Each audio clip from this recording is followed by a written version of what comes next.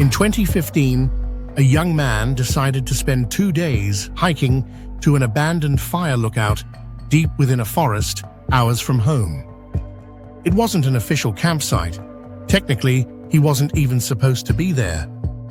The tower had long been condemned, its structure unstable, left to decay among the trees. But that was part of the thrill.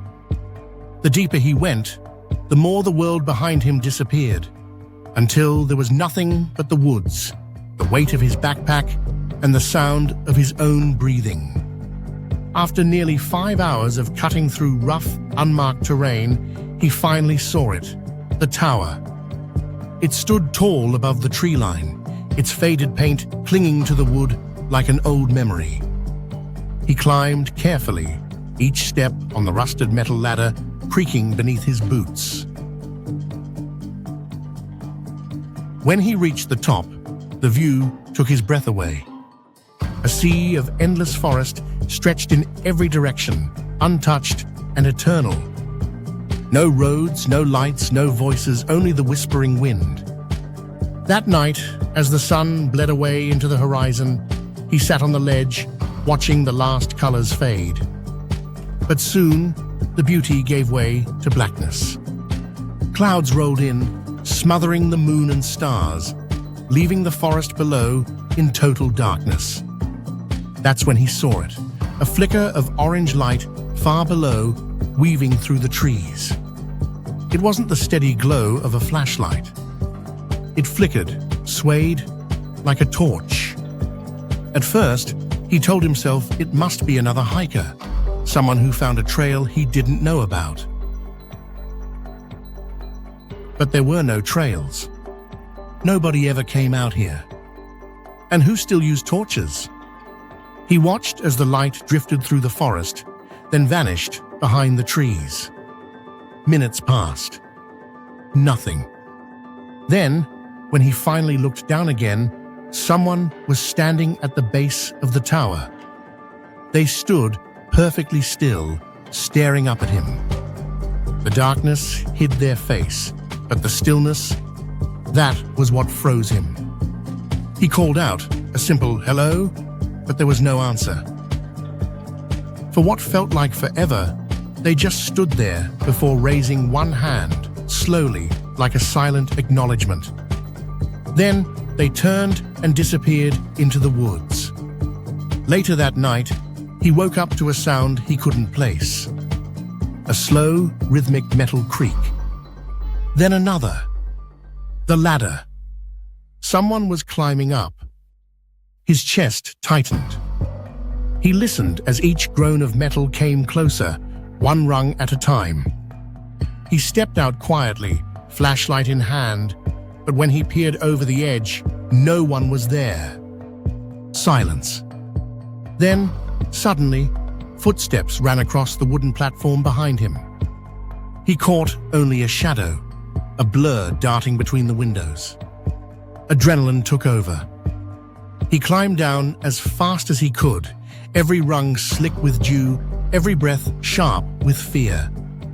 When his boots hit the ground, he ran, branches whipping at his face, lungs burning, the forest closing in behind him. He didn't stop until he reached his car. He drove away without looking back. The tower still stands today, rotting deeper into the woods, waiting for the next person curious enough to climb it. Story 2. The footprints by the lake. Years later, another man ventured into a different stretch of forest, this time to a quiet lake hidden deep in the wilderness. His father used to bring him there as a child. It was the kind of place where you could sit for hours and never hear another soul.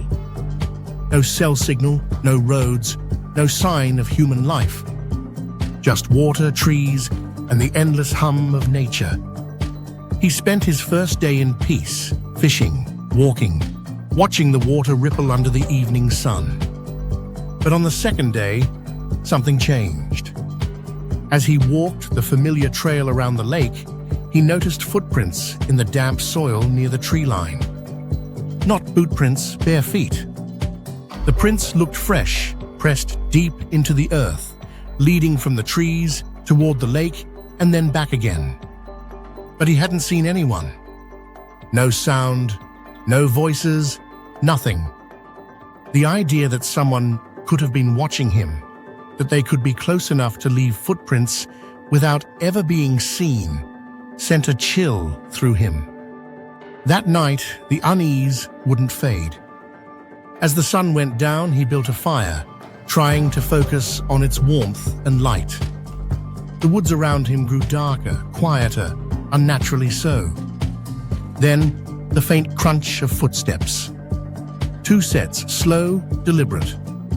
His eyes darted toward the sound as 2 figures stepped out from the shadows. A man and a woman. They stopped just beyond the reach of the firelight. He called out to them, asking if they needed help. The woman turned and ran. The man stayed, still, silent. Then, without a word, he turned and walked back into the dark. That's when he noticed neither of them were wearing shoes. He packed his things immediately, heart pounding. He couldn't stay another minute. As he hiked back through the woods, the silence was suffocating. Then came the sound again, footsteps running. At first, behind him, then to his left, then his right. They were circling him. He couldn't see anything, but he could hear them moving barefoot through the brush, close enough to follow, but never close enough to see. By the time he reached his truck, he was drenched in sweat and shaking. He never looked back, never returned to that lake. But he still wonders about those footprints, about how many there might have been, just out of sight. Story 3. The Van in the Rain. A young woman lived alone in a camper van traveling across the Pacific Northwest. The solitude gave her freedom and safety, she believed. Cities were dangerous, but the forest felt pure, untouched. She parked on a long, muddy trail surrounded by endless pines. The rain had been constant for days, drumming softly against the roof of her van as she cooked and worked. As the sun set, the rain thickened into a downpour. She closed the side door, cracked the window for air, and watched a show on her laptop. Then, without warning, a light flashed across her screen. It wasn't lightning, it was too focused. She turned, but the light was gone. It hadn't faded. It had turned off. Behind that window was nothing but trees. No road, no vehicle. Still, she brushed it off. Maybe a reflection, maybe another camper. Hours passed. Thunder shook the van.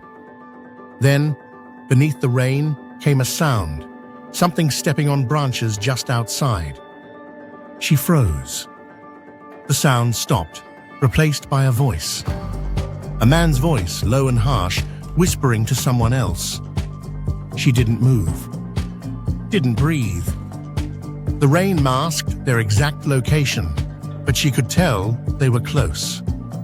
Then, a thud against the van's side door. Plastic bending under weight. A knock. Then another. Silence. Then a voice. "Sheriff's Department? Open up." Her gut twisted. No sirens, no patrol car, no reason. If they were real officers, why wait until now to say so? She peered through a sliver in the window curtain. What she saw wasn't a uniform, just a dark shape moving through the storm. She knew then that if she stayed, she might not live. She climbed quietly into the driver's seat, started the engine. As soon as the headlights came on, 2 figures ran out from the darkness toward the van. She floored it.